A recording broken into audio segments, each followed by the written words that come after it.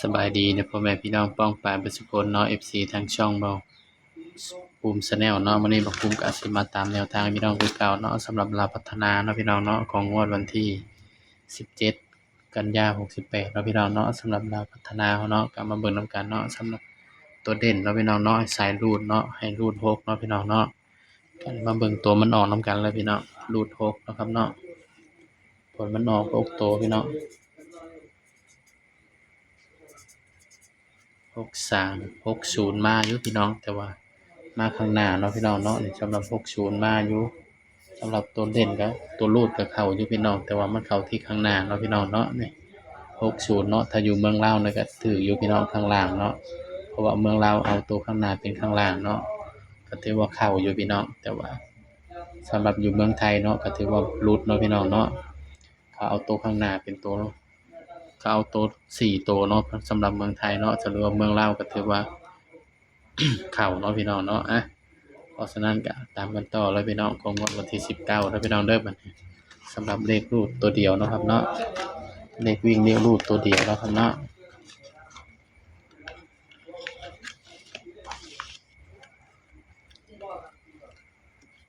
มาพุ่มก็สิให้แค่2คลิปเนาะพี่น้องเนาะนี่เลขรูดแล้วก็สูตรเต็มเนาะครับเนาะนี่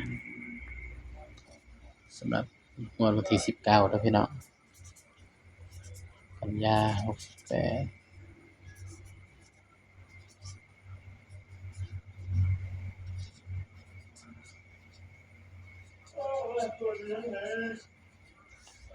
ลาวพัฒนาเสียดายอยู่พี่น้องสุดเต็มเนาะให้เด่น4 5มาทั้งบนทั้งล่างแต่ว่าเจาะบ่เข้าเนาะพี่น้องน่าเสียดายอยู่เนาะพี่น้องเนาะสำหรับวันที่19เนาะรูดตัวเดียวพี่น้อง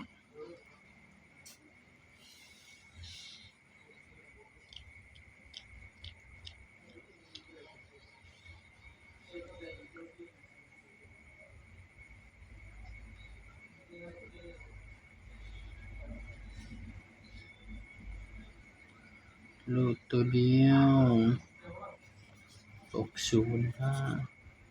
43 65 สำหรับรูดตัวเดียวเนาะพี่น้องเนาะรูดตัวเดียวเนาะบ่าวให้รูดไปที่3ตัวเดียวเด้อพี่น้องเด้อให้รูด3เนาะครับเนาะนี่สำหรับรูดตัวเดียวเนาะให้รูด3พี่น้องนี่3เนาะครับเนาะบัดนี้มันก็มาจับคู่นำกันเลยพี่น้องรูด3ครับผมจับคู่นำกันเลยพี่น้อง30 31 32